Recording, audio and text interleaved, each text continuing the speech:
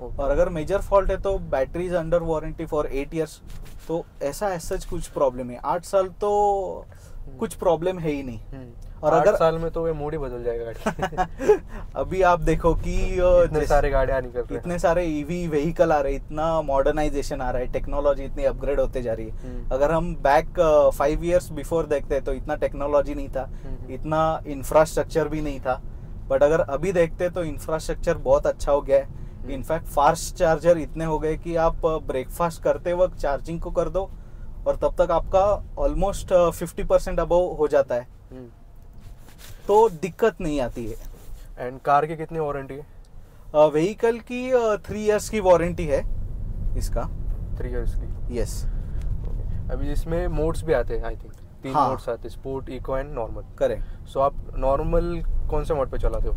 Generally highway पे में देखा जाए तो मैं इको मोड पे ही चलाता हूँ। सिटी में भी नॉर्मल और else eco mode. Sports mode मुझे अभी तक ऐसा कभी लगा नहीं कि यूज करना चाहिए, क्योंकि गाड़ी में पावर बहुत है।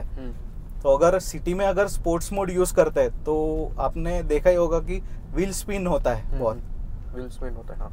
तो उसके वजह से इश्यू आ सकता है। एंड आई प्रिफर कि शॉफर ड्रिवन व्हीकल रहता है मेजरली। मेरे पास ड्राइवर है तो मेजरली मैं उसको लेके जाता हूँ, और एल्स फैमिली रहती है तो comfort is what I prefer.